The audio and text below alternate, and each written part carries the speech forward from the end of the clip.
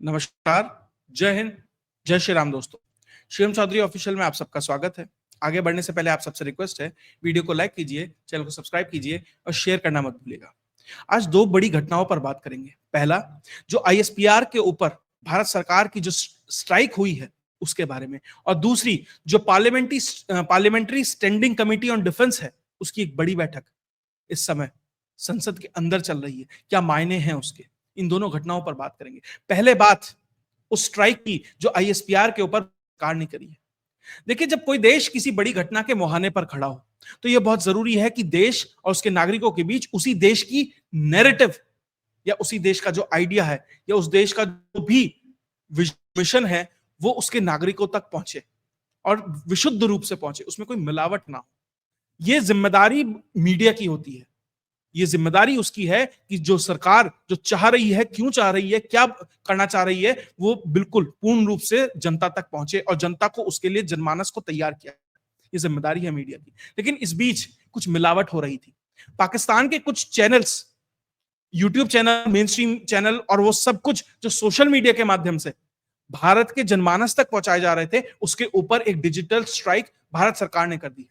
16 से ज्यादा YouTube channels Bharat के अंदर बैन कर दिए गए हैं। ज्यादातर जो चैनल थे वो जो मेन स्ट्रीम मीडिया है वहां पर, जैसे ARY है, बोल है, जियो न्यूज है, जो वहां पर सब चलते हैं, जैसे यहाँ आज तक है, ABP और ये सब है, उनके जो यूट्यूब चैनल्स थे वो भारत के अंदर बैन कर दिए गए हैं। उनका पहली जो ब्रॉडकास्ट है मेन स्ट्रीम चैनल का वो तो नहीं होता, अब यूट्यूब भी बंद कर दिया गया। क्योंकि ये लोग वहां पर ऐसे पैनलिस्ट बुलाते थे, ऐसा प्रोपेगेंडा करते थे, ऐसे शोज तैयार करते थे कि देखिए भारत ने तो फॉल्स फ्लैग ऑपरेशन किया है।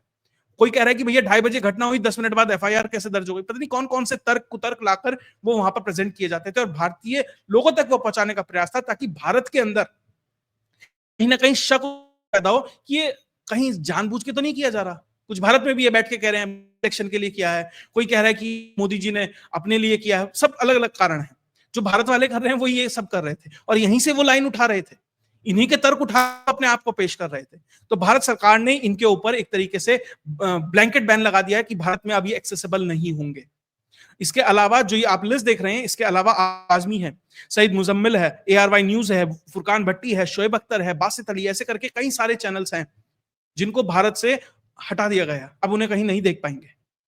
आप ये मानिए कि इन चैनल्स को भारत के माध्यम से, भारत की व्यूअरशिप से सालाना $25 मिलियन कमाए जाते थे और ये सारा पैसा आईएसपीआर के पास जाता था। आईएसपीआर फिर IT सेल हायर करती थी और भारत के अंदर किस तरीके से डिसइंफॉर्मेशन कैंपेन चलाया जाए, ट्विटर हो, फेसबुक हो, इंस्टाग्राम हो, यूट्यूब हो, हर तरीके से ये किया जाए, वो करता है। अभी भी इंस्टाग्राम पर उनका कब्जा है। एक वीडियो बनाएंगे, कहीं से उठा के लाएंगे, पुराना नया जो भी है, उसमें बहुत ही मार्मिक सा कोई गाना जोड़ देंगे, धुन, वो कोई म्यूजिक ऐसा जोड़ देंगे कि आदमी कहे अरे यार ये तो बड़ा गलत हो गया।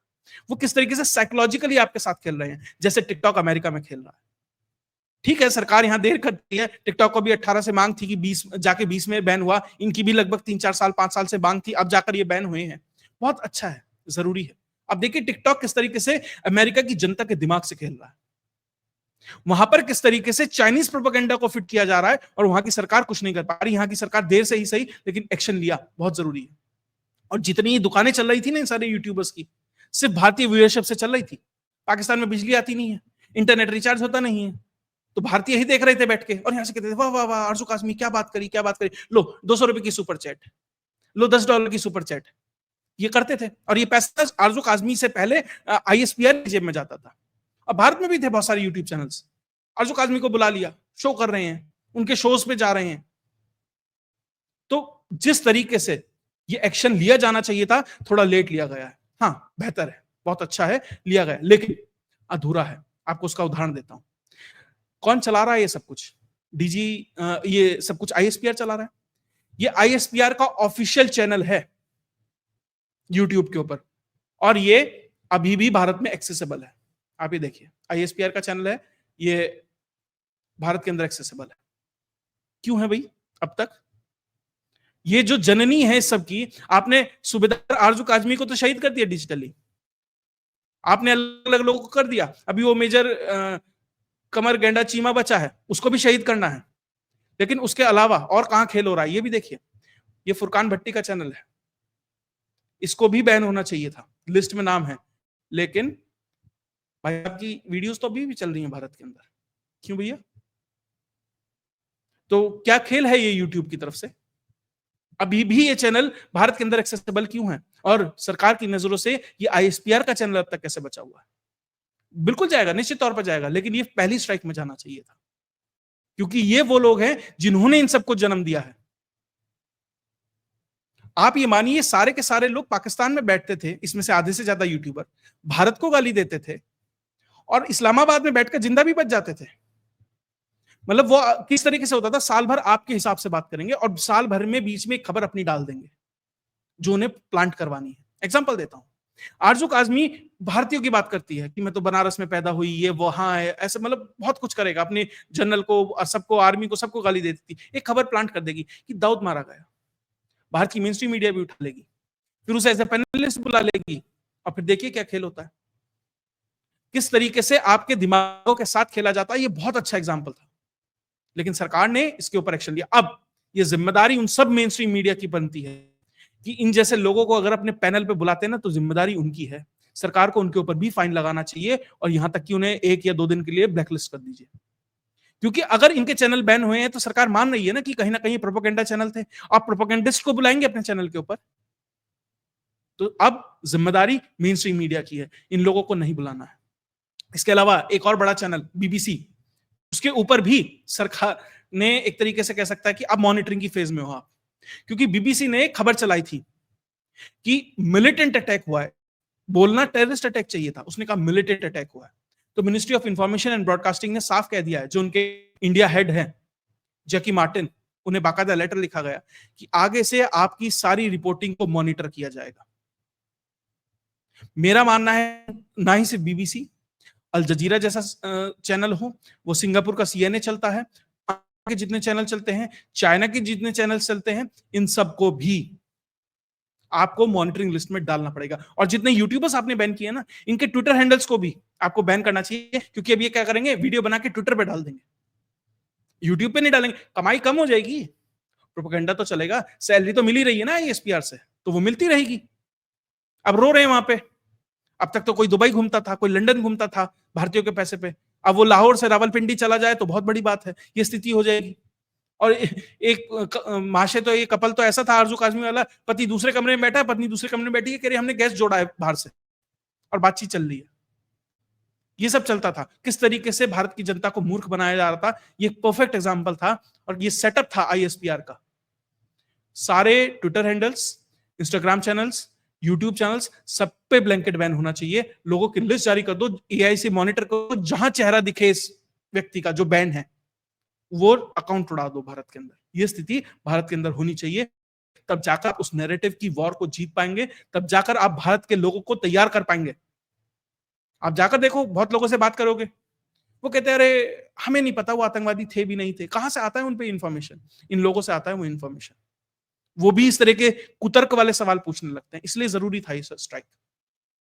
अब डिजिटल स्ट्राइक तो हो गया, ये सब तो एक्शन लिया, अब हार्ड एक्शन की तैयारी क्या चल रही है उस पर भी बात हो जाए। आज देखिए, कल भी सीडीएस की बैठक हुई थी, सीडीएस जो है उनकी बैठक हुई थी राजनाथ सिंह जी के साथ। आज भी सीडीएस, अजीत डोभाल, राजनाथ जी और नरेंद्र मोदी, इन सब की बैठक हुई है, साथ ही इसमें जयशंकर साहब। तो सब कुछ एक साथ इन्वॉल्व होकर एक दूसरे को ब्रीफिंग दे रहे हैं। पहले सीडीएस ने राजनाथ जी को ब्रीफिंग दी, आधे घंटे मीटिंग चली, फिर राजनाथ जी ने प्रधानमंत्री को लगभग 40 मिनट की ब्रीफिंग दी है। और ये कहा जा रहा है कि फर्दर एक्शन प्लान्स के ऊपर बात चल रही है कि क्या क्या तैयारियां हैं। जो समय दिया गया था आर्म फोर्सेस को कि अगर कुछ भारत करने जाता है, भारत की तरफ से कुछ होता है, तो आपको क्या रिस्पॉन्सिबिलिटी होंगी, और अगर मान लीजिए एक विंग हमला करती है तो दूसरे का क्या बैकअप होगा। ऐसी बहुत सारी चीजें हैं जो शायद डिस्कस हुई होंगी। तो वो सब चीजें ब्रीफिंग चल रही हैं। अब उसके बाद अब जो parliamentary standing committee on defence है, यानी कि संसद में जो डिफेंस के ऊपर सबसे बड़ी कमिटी है, यानी जो ये तय करती है भारत के अंदर कि डिफेंस के ऊपर जो परचेज होगा उसे वहां से पास कराना होता है सरकार को, कि कितना पैसा लगेगा, कहां से क्या खरीदना। जैसे आज ही राफेल के 26 फाइटर जेट्स भारत खरीद रहा है, फ्रांस से 63,000 करोड़ की डील है, वो भी इस डिफेंस कमेटी से पास हुई होगी। तो आज उसको ब्रीफिंग की जाएगी, बहुत इंपॉर्टेंट है। ये एक्सट्रीम सिचुएशंस में होती हैं ये चीजें। नॉर्मल सर्कमस्टेंसेज में इस तरीके से ब्रीफिंग नहीं दी जाती, और वो भी कौन सी ब्रीफिंग, जहां अजीत डोभाल भी रहेंगे एनएसए, जहां राजनाथ सिंह भी रहेंगे जो डिफेंस मिनिस्टर हैं, साथ ही तीनों सेनाओं के अध्यक्ष रहेंगे, वो इस कमेटी को कर रहे हैं। ऐसा नहीं है कि सिर्फ रक्षा मंत्री ने कर दिया या एनएसए ने कर दिया, सब कोई है वहां पर। तो उस ग्रेविटी समझिए उस सिचुएशन की कि ये सब लोग एक जगह है, और वो सारी जो कमेटी है, हर पार्टी का नुमाइंदा इसके अंदर होता है, उसकी जो भी वेटेज है, मतलब कोई पार्टी की ज्यादा संख्या है तो उसके ज्यादा लोग होंगे, किसी की कम है तो कम लोग होंगे, उन सबको बाकायदा इसमें ब्रीफ किया जाएगा। ये बताया जाएगा कि क्या सिचुएशन है, क्या प्रिपेयर्डनेस है, सरकार किस तरीके से सोच रही है, ये सब इसके अंदर जानकारी दी जाएंगी, और तीनों सेनाओं के अध्यक्ष इसके अंदर रहेंगे। लगभग 3 बजे जो एनेक्सी 3 है संसद की, वहां पर ये मीटिंग शुरू हो गई है। तो निश्चित तौर पर सरकार बड़ा सोच रही है, बड़ा करने की तैयारी। कैसे होगा नहीं पता, होगा ये निश्चित है।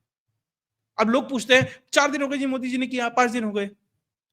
उरी के बाद 11 दिन लगे थे, पुलवामा के बाद 13 दिन लगे थे, महीना भर लगे, 15 दिन लगे, 20 दिन, नहीं पता। लेकिन हाँ, पाकिस्तान को वो झटका लगेगा, झटका महसूस हो गया है। तभी तो पाकिस्तान का जो प्रधानमंत्री है ना, अलग अलग देशों को फोन मिला रहा है, सऊदी को लगाया, इजिप्ट को लगाया, और बहुत सारे लोगों को लगा रहा है, बहुत सारी कंट्रीज को, यूएस को लगाया। सब कुछ देख लो, हो जाए तो मना लो भारत को। ये स्थिति है, वो पैनिक सिचुएशन पाकिस्तान के अंदर है।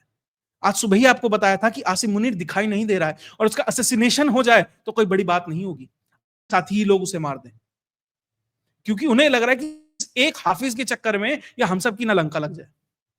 तो अगर उसका असैसिनेशन हो जाता है तो कोई बड़ी बात नहीं है। हाँ, अभी संसद के अंदर जो मीटिंग चल रही है उसमें क्या ब्रीफिंग है क्या नहीं है वो तो शायद डोमेन में नहीं आएगा। और हाँ, इसमें जो लीडर ऑफ अपोजिशन है राहुल गांधी, उनको भी ब्रीफ किया जाएगा, उनको भी बताया जाएगा, क्योंकि वो कॉन्स्टिट्यूशनल पोजीशन वैसी है, वो जिस जगह बैठे हैं, ये जिम्मेदारी बनती है कि उन्हें भी बताया जाए कि भारत सरकार क्या चाह रही, ताकि बाद में ये ना कह सके हमें नहीं बताया था। सर्वदलीय बैठक हुई थी, वहां पे ब्रीफ किया गया था, वहां पे पहलगाम के परिप्रेक्ष्य में ब्रीफ किया गया था कि वहां क्या घटना हुई, कैसे हुई, क्या सिक्योरिटी लैप्स था, सब कुछ बताया गया। अब भारत का अगला एक्शन क्या हो सकता है, भारत क्या सोच रहा है, किस दिशा में सोच रहा है, वो एग्जैक्ट ऑपरेशनल डिटेल्स नहीं बताई जाएंगी, लेकिन हाँ, जो दिशा है वो निश्चित तौर पर वहां पे सभी पार्टीज को बताई जाएंगी। ये सब वहां पर होगा। इसके बाद लास्ट में बात शाहिद अफरीदी की, वो शाहिद अफरीदी, देखिए उसके मुझे लग रहा है कि बात करनी भी नहीं चाहिए, उसके लिए एक बहुत अच्छा शब्द ओवैसी ने इस्तेमाल किया। मुझे लग रहा है कि पहली बात तो जो भारत का जो अनऑफिशियल प्रवक्ता टाइप है ना ऐसी सिचुएशन में पाकिस्तानियों के लिए, को बना दो। जिस तरह के शब्दों का इस्तेमाल आजकल वो कर रहा है ना, मैं तो यहाँ कर भी नहीं सकता। मतलब ठीक है, पहली बार रेस्पेक्ट आ रही है उस आदमी के लिए मन में। वो आदमी जिस तरीके से पहले पड़ा है ना पाकिस्तानियों को, बहुत अच्छा है। इंटरनल पॉलिटिक्स क्या होती है, अब कोई कहेगा कर रहा है, जो भी कर रहा है, लेकिन फिलहाल उसके शब्दों का इस्तेमाल भारत सरकार को या भारत को करना चाहिए पाकिस्तानियों के खिलाफ। अब जब शाहिद अफरीदी का सवाल उससे पूछा, उसने पूछा कौन, वो जोकर, बिल्कुल वो जोकर जो भारत के अंदर बैठकर बहुत लोग उसे आइडियलाइज करते हैं ना, उसके जैसे जुल्फे रख लेंगे, उसके जैसे क्रिकेट खेलने का कोशिश करेंगे। कौन है शाहिद अफरीदी, शोएब अख्तर जैसे लोग जो इन्हें आप आइडियल मान के बैठे हैं। वो शाहिद अफरीदी कह रहा है कि भारत अपने लोगों को खुद मरवाता है, हमारे नाम लगाता है। वही शाहिद अफरीदी कह रहा था ना पीओके में खड़ा होकर कि भारत के खिलाफ लड़ूंगा। शोएब अख्तर कह रहा था गजवाए हिंद होगा। इन लोगों को अपना आइडल मानते हैं। थोड़ा सा सोचिए, ये लोग आपको मारना चाह रहे हैं, ये आपके एनिलिएशन की बात करते हैं, और भारत में रहने वाला युवा इनको आइडियल मानकर ये मानता है कि मुझे तो इसके जैसा बॉलर बनना है, इसके जैसा बैट्समैन बनना है, और वही सब कुछ उनके लिए हो जाता है। तो आखिरी में इन जैसे लोगों के लिए एक ही चीज कहूंगा, पीकेएम के भी यही औकात है इन लोगों की। इसलिए बहुत जरूरी है इन जैसे लोगों से बचना। अब होगा क्या, बाकी अपडेट्स क्या आएंगी वो सब आपके साथ लाता रहूंगा। साथ ही चाइना का क्या एंगल है इसके ऊपर अगले एपिसोड में कोशिश करूंगा कि बात करूंगा कि चाइना किस तरीके से अब पाकिस्तान की मदद के लिए आता दिखाई दे रहा है। भारत को उस तरफ भी थोड़ा ध्यान देना चाहिए और सतर्क रहना चाहिए। अगर आपको ये वीडियो विश्लेषण अच्छा लगा तो वीडियो को लाइक कीजिए, चैनल को सब्सक्राइब कीजिए और शेयर करना मत भूलिएगा। जय हिंद, जय भारत।